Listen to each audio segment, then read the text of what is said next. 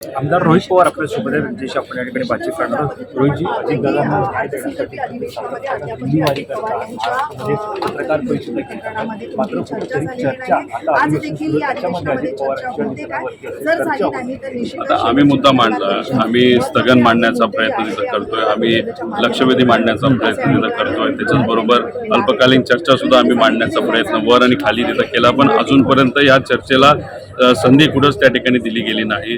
पार्लमेंटमध्ये सुद्धा जेव्हा अरविंद सावंत साहेब बोलण्याचा प्रयत्न करत होते त्यांना बोलून दिलं नाही, राऊत साहेब बोलण्याचा प्रयत्न करत होते त्यांना बोलून दिलं नाही, आमचे काही खासदार बोलण्याचा प्रयत्न करत आहेत त्यांना अजिबात बोलून तिथं दिलं जात नाही. मग तेजस्वी यादव साहेबांचे जे खासदार आहेत जहा साहेब त्यांनी तो मुद्दा मांडला, थोडक्यात चर्चा झाली, मातूर उत्तर त्यांना तिथं मिळालं. मग या सगळ्या गोष्टी बघितल्यानंतर असं वाटतं की सत्ताधाऱ्यांपैकीच एक कुणीतरी आहे जो दादांचा घातपात करणाऱ्या व्यक्तीला वाचवण्याचा प्रयत्न करतोय, नाहीतर सत्ताधाऱ्यांपैकीच एक आहे ज्यांनी अजितदादांचा घातपात केला असं आपल्याला म्हणावं लागेल. तुम्ही पुरावे सातत्याने समोर आणतात, पत्रकार परिषदा घेतात, मात्र या चर्चेदरम्यान किंवा सत्ताधारी असतील त्यांच्या पक्षातील असतील त्या पुराव्यांना गांभीर्य घेतलं, मग नेमकं यामध्ये समजायचं कसं? आता ठीक आहे, आम्ही संघर्ष करतोय, त्यांना सत्ता पाहिजे.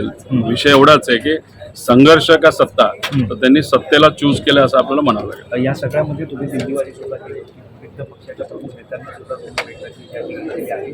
या सगळ्यामध्ये पाहायला गेलं तर तितका प्रभाव हा त्यांच्या पक्षामध्ये पाहायला मिळाला. आता त्यांना कदाचित ते इन्व्हेस्टिगेशन नको असावं असं आपल्याला म्हणावं लागेल, नाहीतर आता ते सत्तेत आहेत त्याच्यातच ते खुश असावेत असं आपल्याला त्या ठिकाणी म्हणावं लागेल.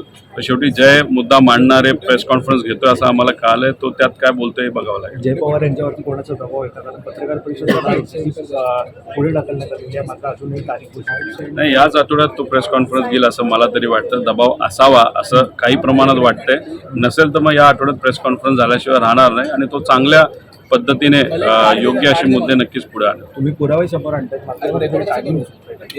नाही टायमिंग नाही, इंटेंट चुकतंय. म्हणजे आमचं प्रामाणिक मत आहे, पण सत्ताधाऱ्यांचं मत थोडंसं वेगळं दिसतंय. घातपात करणाऱ्या व्यक्तीला वाचवण्याचा प्रयत्न सत्ताधाऱ्यांकडनं केला जातोय असं आपल्याला म्हणावं लागेल. नाहीतर FIR झाला असता, CBI प्रस्ताव गेला असता, त्यानंतर सेशनमध्ये आम्हाला चर्चा करून दिली असती, पण असं कुठंच काय होत नाही. मग नक्कीच काळं आहे असं आपल्याला म्हणावं लागेल. शेवटचा प्रश्न, अधिवेशन आता उद्या आपण पाहायला गेलं तर हा पुढच्या ह्याच्यानंतरचा आठवडा शेवटचा आठवडा आणि चौथ्या आठवड्यात हा शेवटचा दिवस आहे. अजून ही चर्चा आहे पवारांच्या प्रतिनिधींवरती सुरू झालेली आहे. सभापती असतील, अध्यक्ष असतील, त्याचं रुलिंग आलेलं आहे, मात्र त्याची चर्चा होती.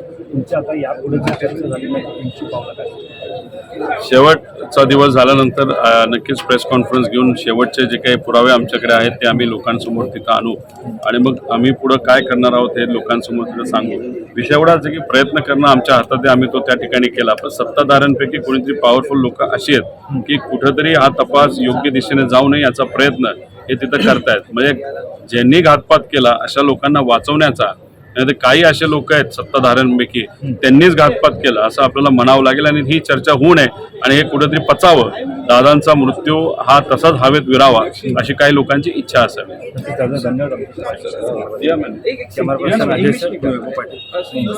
धन्यवाद.